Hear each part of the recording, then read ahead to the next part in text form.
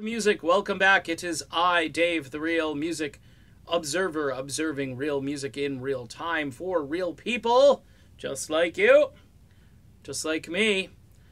This video is about rethinking the 1990s. Uh-oh. Wow. Part of my shtick on this channel early on was basically in the early 90s, I got out of being a DJ, an on-air personality, part of a radio station that was, doing well and so forth. I left it all. I kind of was like Steve Perry. I just fell off the and got out of where I was living, and it was a big life change at that time. And the music was changing around me, so I wasn't feeling really bad about not being at the top 40 station or at the rock station that was playing old stuff and mixing in the new stuff. I wasn't feeling it, But somewhere in the mid to late 1990s, there was this radio station up where I used to live called WSRS. They're still there. They've changed their format and they've moved on. But back in those days, they played light rock favorites of today and like the 80s or whatever, and maybe a few 70s tracks mixed in as well. A lot of 90s stuff, and over again. And I couldn't tell you up until recently who sang half of these songs. I had to go back and find them and listen to them.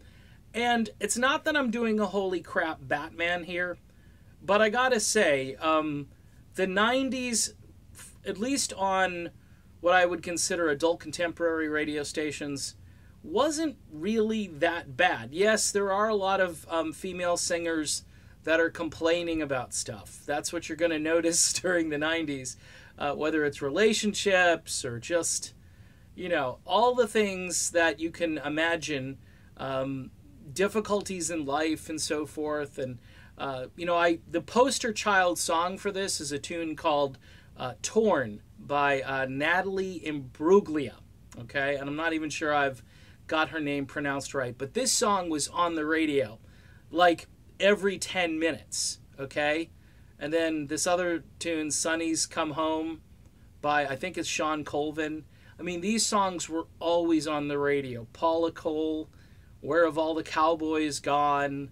And she had a couple of other songs. And it's a pretty long list of tunes from that era that if you put on some headphones and listen, the music is still organic. Production on some of these records handled by people that I am familiar with from the 80s and before that. So these guys, I guess, glommed on to whatever was popular and what was hot. But I mean, Sugar Ray, I knew what these songs were. I had heard them a million times, but I never really cared about who did it. I'm sure they were announced at least some of the time. I know these stations are on autopilot. Even back in those days, they had a morning show host and afternoon drive. I don't think they had a midday host even then. Things were becoming more and more automated. And they had Delilah on, of course, at night. And Delilah's a syndicated show, just in case you didn't know that. Delilah is not at your radio station. She is broadcasting from her command center and beaming out her show all over the country. So I'm reevaluating the 90s, especially in light of what's happening now with music, where everything is basically like musical artificial intelligence. And you look back and yeah, some of the 90s are a bit of a, I don't know, a bit scattered and a bit like hard to sort of corral in.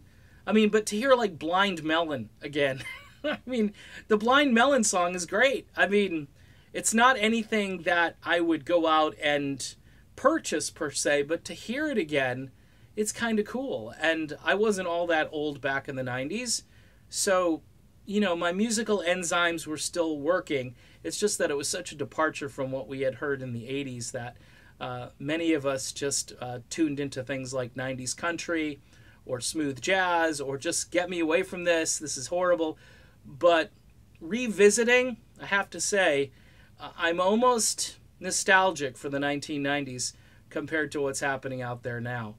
Go listen to some of this stuff. It's not all that bad. Again, it's not at the top of my list for favorite music, but there are some one-hit wonder type things and just things you forgot about that have held up fairly well. 2 decades ago now. It's just crazy. 1999, 20 years ago. Yikes! All right, reevaluating the 90s. What am I going to do next? Declare that Madonna is my favorite artist? No, that's not going to happen, but this is interesting. See ya.